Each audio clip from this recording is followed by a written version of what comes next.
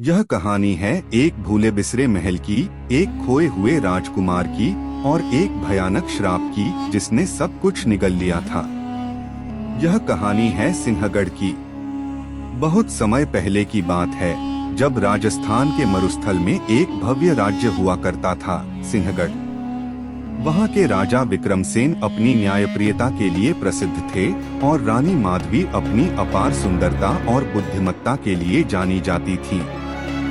उनके राज्य में खुशहाली थी, समृद्धि थी और सबसे बड़ी बात शांति थी। लेकिन किस्मत की चाल बड़ी ही अजीब होती है ना। जब सब कुछ सही चल रहा होता है, तभी कोई अनहोनी दबे पाप आकर जीवन को उलट पलट कर देती है। राजा और रानी को वर्षों तक संतान सुख नहीं मिला। जब रानी ने एक पुत्र को जन्म दिया, तो महल में उत्सव मनाया गया।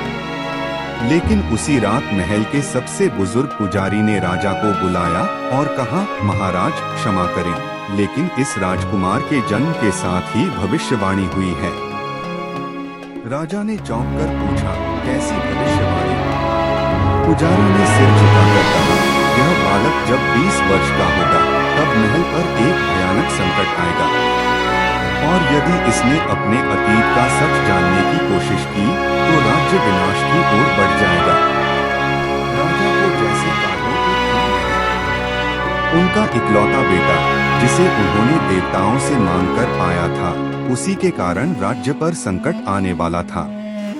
उन्होंने कई ज्योतिषियों से सलाह ली, लेकिन हर किसी का एक ही उत्तर था, युवराज को जितना हो सके अतीत से दूर रखिए।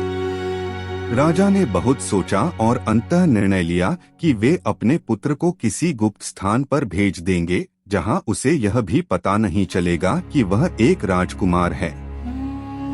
रानी माधवी इस फैसले से दुखी थीं, लेकिन उन्होंने भी अपनी संतान की भलाई के लिए यह स्वीकार कर लिया। 20 साल बाद वर्षों बीत गए।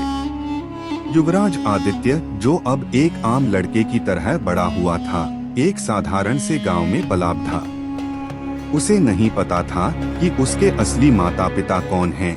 वह बस इतना जानता था कि उसे बड़े प्यार से पाला गया है।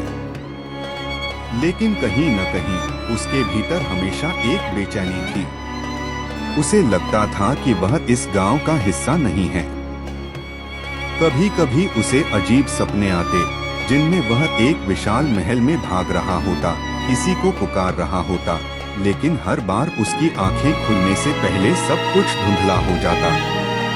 एक दिन गांव की एक बूढ़ी स्त्री ने उसे देखा और उसके माथे पर उंगलियां फेरते हुए कहा, बेटा, तू यहाँ का नहीं है।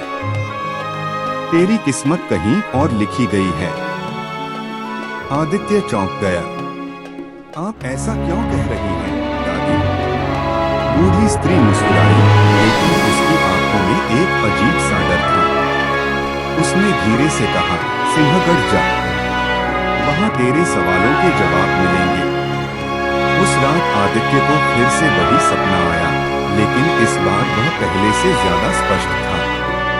उसने